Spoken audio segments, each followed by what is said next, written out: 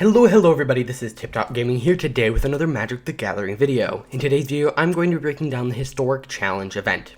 Now, originally I wasn't going to do a video covering this because I don't know that much about Historic, but I figured it would probably be a good idea because I clicked on the page and there is like no information here. So, Historic Challenge is a new event on MTG Arena which is very similar to the standard Metagame Challenge, where you are encouraged to bring the most powerful deck because while the entry fee is high, the rewards are also really high. Now, I thought it was really dumb. In the standard Metagame Challenge, it actually showed you the rewards and told you about the event, but here it's like, click this link. And so I thought I'd go over this. So we're going to go over what MTG Goldfish says the historic metagame is. We're going to go over a bunch of stuff in today's video, so stick around, please hit the like button, and why don't we jump right into this. So the Historic Challenge is a 10,000 gold, and has a 10,000 gold entry fee or 2,000 gem. I don't recommend entering with gems, so that's the same as Brawler Days. And this event actually ends in like 50 hours, so that's pretty close. Now, you'll notice here, it's historic. So unlike the standard metagame, this is historic. And historic has a less clear, like, metagame because there's just not even as many players and, like, it's an arena-only format as to where standard is everywhere. Now, I'm not actually going to be entering this because I'm not that great in historic. I don't have that good of a historic deck. But why don't we break down the rewards? So let's do that right here. Okay. So it says event details. So it starts today. It started today at 8 a.m. Pacific time, and it ends January 13th. So that'll be Monday. And then it basically says, so if you get no win, so you could pay 10,000 coins and end up with 4 historic rares. So that's about 4 wild cards, so you're basically losing 6,000 coins there. And 1 treasure hunt sleeve. And I haven't seen a picture of this. If I do, I'll pop that up on screen now if I run into it in game or on Reddit. Okay, then at 1 win, you get 1,000 gold. So you're basically losing 5,000 coins plus getting a sleeve, which can cost about 5,000 coins. So if you value cosmetics and you value a sleeve at only 5,000 coins, which I think is what some sleeves are, you just have to win once to make up your rewards.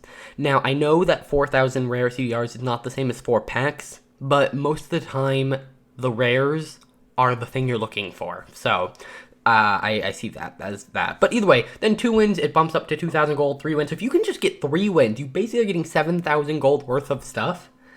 And that's not bad. You can lose 3 times.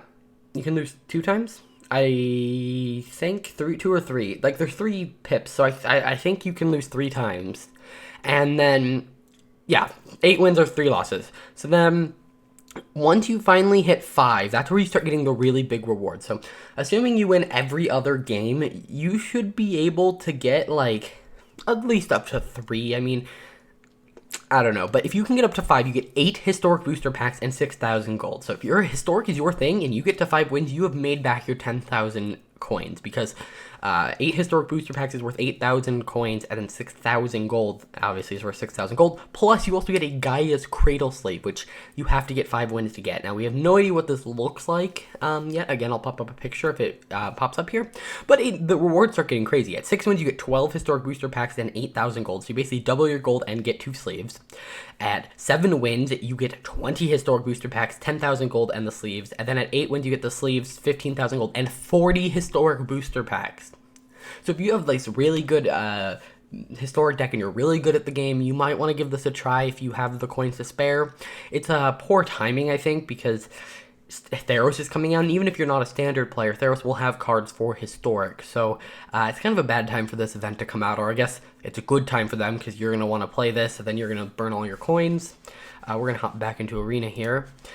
But yeah, it's kind of, also, may I mention, this is traditional historic, so this will not be best of 1, and that's probably the main reason I'm not actually trying this, is that I don't like traditional games. They take way too long, and I feel like it's just really frustrating. I think that this event is okay. I think what it would have been better, right? Here's what I would have done. I would have given everyone a free play, so you can play it for free, and then charge people 10,000 coins after that. I know they'd get a bunch of free people. It'd be like the winning one card of every card in standard. Like that's basically how they did it, except you couldn't do it again. Here, I think you should be able to do it again for coins, but I don't know. This is meant to mirror the standard metagame shakeup, and if we want to go jump back over to MTG Goldfish, you'll notice here that MTG Goldfish... Oh, that's really not zoomed in. Okay. MTG Goldfish is saying that Gruul Aggro, Esper Control, and Nexus Reclamation are the top decks. Those actually were like the top decks before Standard rotated. Because this is best of 3, Nexus of Fate is not banned. I mean, if we look at Esper Control, like the sample deck, like I have like all of these cards if I wanted to build this deck, but I really don't because I've played Esper Control in Standard for a very long time, and that's kind of boring. But these are probably your best bet for decks. I would pick one of these 3. Generally, okay, so one thing you have to think about if you're picking a deck and you're just net decking, which is kind of the idea, don't just pick the top deck. Sometimes the top decks are the top because... At least, because Historic is a standard only, or a MTG Arena only format, which means that it's not like tournaments where once you lose, you're out. And that can be the case. But a lot of these decks are really popular because you can get through games like, okay, Esper Control might have a higher win rate than Gruul Aggro, but Gruul Aggro can finish 3 games in the same amount of time it takes Esper Control to win once. So what you really want to do is look at the power level of the deck and see, do you think this will win more?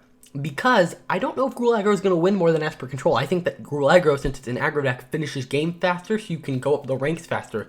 Therefore, more people are playing it, which that's great for going up the ranks, but when losses count, you might want to pick the deck that takes longer, is more annoying, so on and so forth. So, yeah, that's going to do it for this video. I'm not going to be personally entering this event. I think that it's going to be full of crazy decks that I don't really want to deal with. But yeah, if you are a really big Historic player, I think this is the perfect event for you. Yeah, hope you guys enjoyed this video. Please hit the like button, subscribe, and I'll see you guys in the next one. Bye.